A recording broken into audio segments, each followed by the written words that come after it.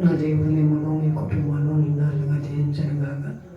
ఉదయకాలం ఆరాధన జరిగించుకొని సాయంత్రకాల ఆరాధనలో కూడా మీ అందరి ఎదుటి వచ్చి కొన్ని మాటలు ప్రకటించడానికి ఆయన ఉచితమైన కృపను బట్టి నేను ఎంతైనా అర్పణిస్తాను. అందరూ కూడా బైబిల్ ఉంటే తీసి చదవండి, లేకపోతే బైబిల్ వినటానికి విశ్వాసం కలుగునండి. ఈ రెండు ఏదైనా చేయడానికి ఇష్టపడండి. బైబిల్లో నుంచి కొన్ని మాటలు తెలుసుకుందాం ఈరోజు. సామెతల గ్రంథము 28వ అధ్యాయము 14వ వచనాన్ని నేను చదువుతున్నాను. అందరూ కూడా బైబిల్ నుండి తీసి చదవండి. 28:14 నిత్యము భయము కలిగి ప్రవర్తించువాడు ధన్యుడు, హృదయమును కఠినపరుచుకున్నవాడు కీడులో పడును అంటున్నాడు. సామెతలు రాసిన వాడు సొలొమోను గారు రాశాడు. సొలొమోను గారు రాసినవన్నీ కూడా సామెతలన్నీ కూడా మంచి మాటలు, మంచి పాటలు నడిపించి దేవునిలో ఎలా నడవాలో, దేవునిలో ఎలా నడవకూడదో అన్నీ కూడా దేవునితో కొన్ని మాటలు రాపించాడు ఆయనతో.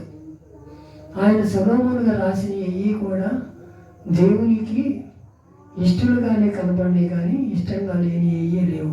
అన్ని సామెతలన్నీ కూడా దేవునికి ఇష్టంగానే రాశాడు ఆయన. అందువలన ఆయన సామెతలు రాయగలిగాడు. ఆయన ఏమంటాడు? నిత్యము భయము కలిగి ప్రవర్తించువాడు ధన్యుడంట.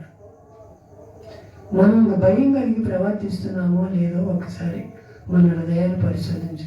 దేవుడు చూస్తున్నాడు, దేవుడు నన్నే చూస్తాడంటావా? నేను ఈ తప్పు చేయొచ్చు, ఈ తప్పు చేసినా నన్ను ఏమీ చేయలే, మరి నేను యథా ప్రకారం మోకరించి ప్రార్థన చేస్తున్నాను అనుకుంటున్నావేమో. ఒక్కసారి నీ హృదయాన్ని నువ్వే పరిశీలన చేసుకో. పిల్లలు కూడా అంటారు, నీ పాలు తాగుతావు, తల తీసుకెళ్ళి నన్ను ముద్దలో పెట్టి నన్ను ఎవరో చూడటం లేదులే అనకూడదంట. అలాంటి స్థితిలో ఉంటున్నామేమో మనం. ఒకసారి మనకు మనమే మన హృదయాలు పరిశోధించుకోవాలి. నువ్వు ఎక్కడ జారిపోతున్నావో, ఎక్కడ పడిపోతున్నావో, ఎక్కడ అసహ్యమైన మాటలు మాట్లాడుతున్నావో, ఎక్కడన్నా దేవునికి ఆయాస్కరమైన పనులు చేస్తున్నావో ఒకసారి నీ హృదయాన్ని మలుసుకోమంటున్నాడు. ఒకసారి ఏమంటున్నాడు? నిత్యము దేవుని యందు భయభక్తులు కలిగి జీవించాలంట, వాళ్ళు మాత్రమే ధన్యులు అంటున్నాడు. కఠినపరుచుకున్నవాడంట కీటిలో పడునంట. మనం దాన్ని కఠినపరుచుకుంటున్నామేమో. మనం ఒకసారి మన హృదయాలు మనమే పరిశీలన చేసుకోవాలి. ఎవరో పరిశీలన చేయవసరం, ఎవరో వచ్చి మనకి నీతులు చెప్పవసరం. మనకు మనమే మనం వెనక తిరిగి ఒకసారి మనం ఎక్కడ తప్పిపోతున్నాం, ఎక్కడ జారిపోతున్నాం, మన కుటుంబం ఏంటి ఎలా అధోగతి పాలైపోతుంది, మన పిల్లలు ఏంటి చెడుదారిలో నడుస్తున్నారు, మనం ఏంటి చెడుదారిలో నడుస్తున్నామని ఆలోచన చేయాలి.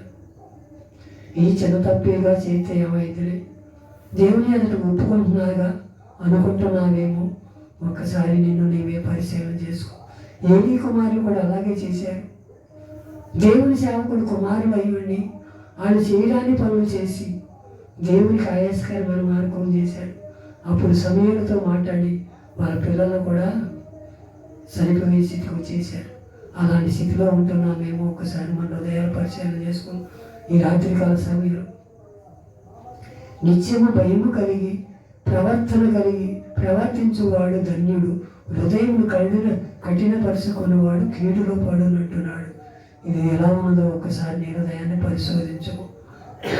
పరిశోధించమని ఇక మీదటైనయ్యా నీ చిత్తంలో నేను ఉంటానయ్యా, నా హృదయాన్ని నేను కాపాడుకుంటానయ్యా, నా హృదయంలో మస్టుని మలినాన్ని తీసివేసుకొని నీ సన్నిధిలో నేను కనపడతానయ్యా అని ఒక తీర్మానం చేసుకోగలిగితే దేవుడు కార్యం చేస్తాడు.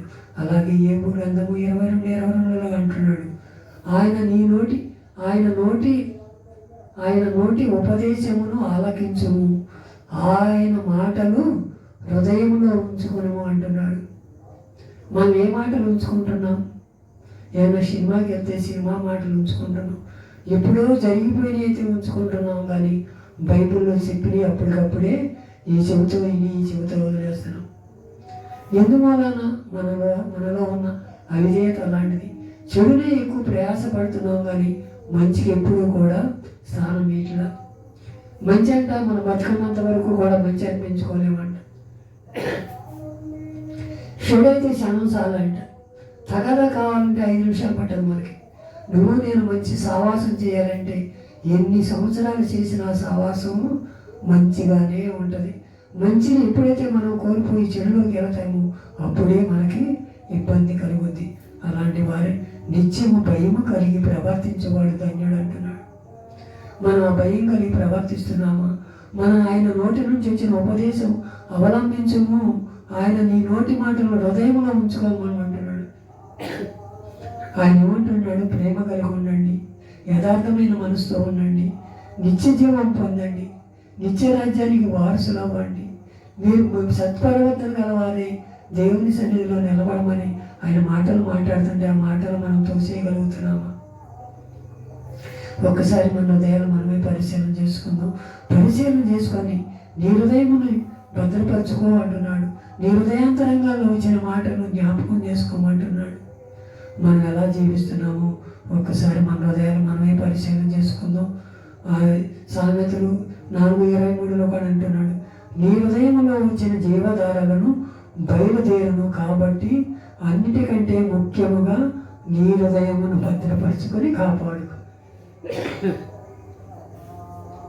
సాతానుడు ఎక్కడ చెడగొడతాడని ఆనాడు అవాదమును కూడా అదే పరిస్థితిగా వాళ్ళ హృదయాన్ని ఎప్పటి వరకు దేవుడు కాపాడుకుంటూ వచ్చాడు. ఈ పొంగు తినొద్దంటే తినలేదు. అప్పటి వరకు బాగానే ఉన్నారు. దేవుడు రోజు వాళ్ళతో మాట్లాడుతూనే ఉన్నాడు.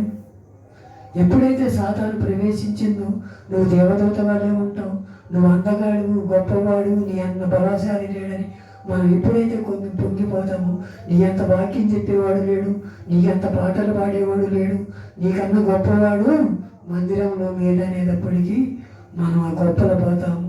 అప్పుడే మనం కీడులో పడిపోతాం. అది ఎప్పుడూ కూడా చేయొద్దు అంటున్నాడు దేవుడు. నీ హృదయాన్ని నుండి జీవధారలు వెళ్ళాలంట, జీవపు మాటలే పలకాలంట. ఆ జీవపు మాటలు పలుకుతున్నామా? ఎవరన్నా ఏదన్నా తిడితేనో, ఎవరన్నా మన మీద పగబెడితేనో వారి కుటుంబం నాశనం అయిపోవాలి. నన్ను తిట్టాడు, నేను తిడుతున్నా, అదే ఆలోచనలో ఉంటున్నా మేము. ఒకసారి నీ హృదయాన్ని పరిశోధించు. అన్నిటికన్నా ముఖ్యం నీ హృదయాన్ని భద్రపరచుకోమంటున్నాడు. భద్రపరుచుకొని కాపాడుకోగలుగుతున్నావా? ఒకసారి నా హృదయాన్ని నేనే పరిశీలన చేసుకోవాలి. నీ హృదయాన్ని నువ్వే పరిశీలన చేసుకో. అయ్యా, నిత్యము భయము కలిగి నా హృదయాన్ని నేను కాపాడుకుంటానయ్యా, నిత్యం నీ సన్నిధిలో నన్ను తోసివేయబాకయ్యా అని ఒక తీర్మానం చేసుకోగని దేవుని ఎదుట మనం ఒప్పుకోగలిగితే దేవుని రాజ్యానికి వారసులవుతాం. యాకోబు పత్రిక 4:8 కూడా అన్నాడు, దేవుని యొద్దకు రండు, అప్పుడు ఆయన మీ వద్ద కూర్చును. పాపులారా మీ చేతులు శుభ్రం చేసుకుని, దేన మనసుకులారా మీ హృదయములను పరిశుద్ధపరుచుకొని. ఇక్కడ పాపులు ఉన్నారు, 2 మనుషులు ఉన్నవారు. అటు కాలేస్తే అటు జరిగితే మేలు, ఇటు జరిగితే మేలు. పౌలు కూడా అదే పరిస్థితి కదా. దేవుని సన్నిధిలో ఎదిగినాడు, ఎదిగాడు, దేవునిలో సంపాదించుకున్నాడు, దేవునిలో రాజు అయ్యాడు. గొర్రెలు గాడిదలు కాసుకున్నవాడిని రాజుని చేశాడు. ఇశ్రాయేలు మొదటి రాజుని చేసిన కాడి నుంచి ఆయన రాజు అయ్యేటప్పటికి ధీమా పెరిగిపోయింది. దేవుడు అంటే లెక్కలేని తనం అయిపోయింది. ఏమైపోయాడు? లాస్ట్కి అంబులు పొదిలోవాడు చంపేశాడు. మనం కూడా అదే స్థితిలో ఉంటున్నామేమో. ఒక్కసారి మన హృదయాలు దావీదు వలె మన హృదయాన్ని కాపాడుకుందామా? అయ్యా, నన్ను గొర్రెలు కాసుకునే వాడిని తీసుకొచ్చావయ్యా, నా కుటుంబం నిత్యం నీ సన్నిధిలో కనపడాలయ్యా, నిత్యం నేను దూపం వేసి ఏమన్నా ఉండాలయ్యా, నా కుటుంబాన్ని తోసివేయబాకయ్యా, నన్ను తోసివేయబాకయ్యా అని మనం ఎప్పుడైనా ప్రాధేయపడవలను. దేన మనసులో ఇవ్వదంటున్నాడు. మనసుగా మన చేతులను శుభ్రం చేసుకోవాలంట. ఎక్కడైనా మస్టును అంటుకున్నాము, కళంకమైనది అంటుకున్నాము, అంటుకున్న దానిది అంటుకున్నామేమో. ఒకసారి మన హృదయాలు పరిశీలించుకోండి. నీ కృపలో నన్ను దాసయ్య, ఇప్పుడు వరకు ఎన్నో మాటలను బట్టి వందనాలయ్య. నా హృదయం నుంచి దేవదారులు బయలుదేరాలయ్యా. అన్నిటికన్నా ముఖ్యం నా హృదయాన్ని నేను కాపాడుకుంటానయ్యా. అయ్యా, జీవపు గల మాటలే నా నోట నుంచయ్యా. అపవిత్రమైన మాటలు, అనాలోచనమైన మాటలు నా నోట నుంచకయ్యా. జీవధారలు బయలుదేరాలయ్యా. జీవపు గల మాటలను అలా ఉంచయ్యా. అయ్యా, నీ చిత్తంలో నేనుంటానయ్యా. నిత్యము భయము కలిగి ప్రవర్తించేవాడు ధన్యుడు అంటున్నావు. నేను నీ యందు భయభక్తులు కలిగి నీ సన్నిధిలో కృపను నాకు దయచేయను ఆయన. అయ్యా, దేవుని యొద్దకు రెండప్పుడు ఆయన మీ యొద్దకు వస్తానని యాకోబుతో నువ్వు మాట్లాడిన మాటలను బట్టి వందనాలు. మేము దేవుని దగ్గరికి వచ్చే కృపను మాకు దయచేయను ఆయన. మాలో ఆటంకంలో ఉన్న అడ్డుబండలున్నా తీసివేసి నీ సన్నిధిలో గడిపే కృపను మాకు దయచేయమని ఈ రాత్రి కాల సమయంలో సరైన తీర్మానం చేసుకొని మేలైన మార్గంలో నడుద్దాం. నిత్యము దేవుని యందు భయభక్తులు కలిగి జీవిద్దాం. ఆయన రాజ్యానికి వారసులవుతాం. ఇట్టి మాటలు దేవుడి వినికిడిలో దీవించి ఆశీర్వదించును గాక. ఆమేన్.